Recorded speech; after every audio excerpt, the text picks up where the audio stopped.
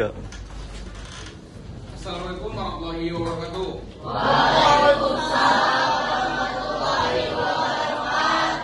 Selamat pagi. Luar biasa, tetap semangat, Merdeka. merdeka, Pancasila. abadi, NKRI. harga mati, Siapa kita? Indonesia, SMA.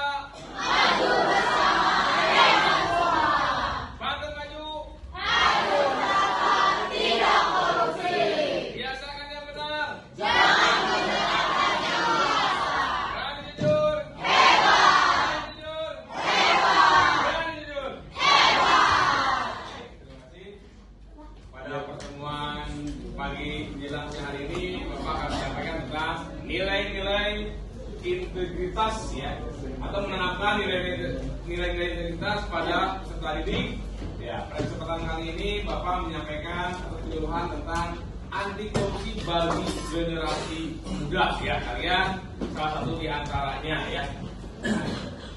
Di antaranya dengan tema menanamkan nilai-nilai integritas pada peserta didik ya. Baik, ada di semuanya latar belakang cukup jelas bahwa yang namanya pendidikan usia dini termasuk kalian remaja harus ditanamkan dan diterapkan serta disampaikan terutama berkaitan dengan nilai-nilai integritas. Baik, lanjut.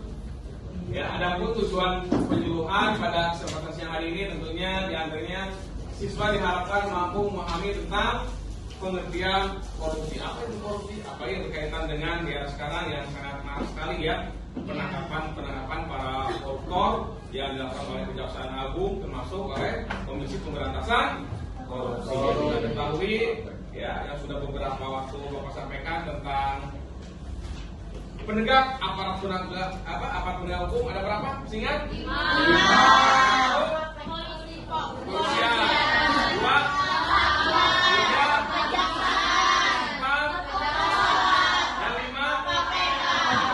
Komisi Pemberantasan Korupsi. Ya, itu harapannya siswa tahu tentang korupsi itu apa, termasuk korupsinya, nepotismenya apa.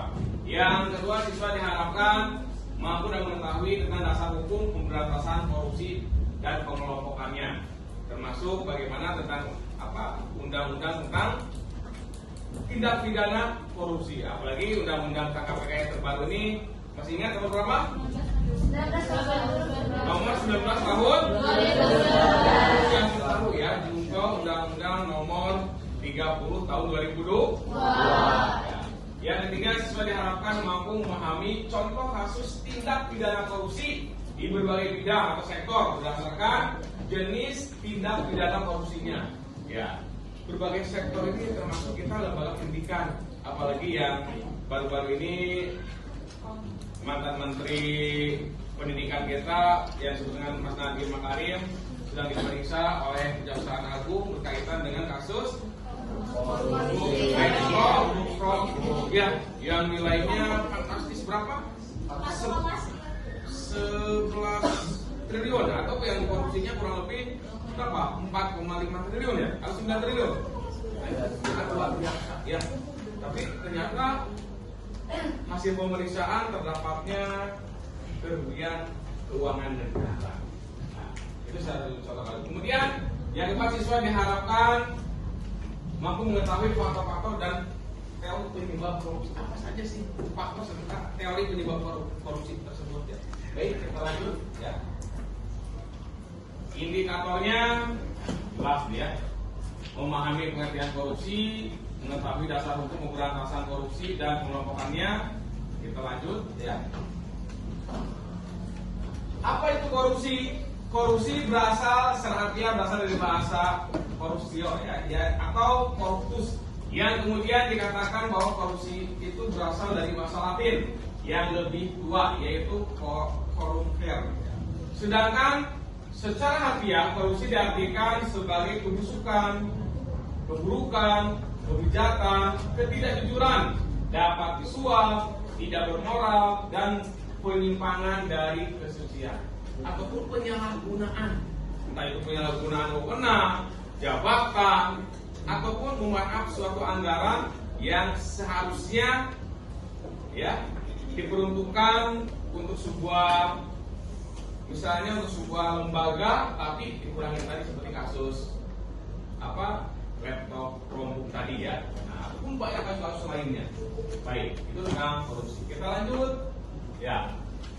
Di sini kita akan bahas tentang 9 nilai integritas. Masih ingat 9 nilai integritas? Yang disingkat apa? Jumat bersepeda kakak. Ya. Yang pertama, ya ini jujur, mandiri, tanggung jawab, berani, sederhana, peduli, disiplin, adil dan kerja. Baik, kita bahas satu persatu. Ya. Yang pertama, jujur. Ini pesan mantan wakil presiden kita apapun ya, Dr. Muhammad Hatta, atau yang mungkin orang mengatakan Bapak bangsa Indonesia atau sebagai Bapak apa?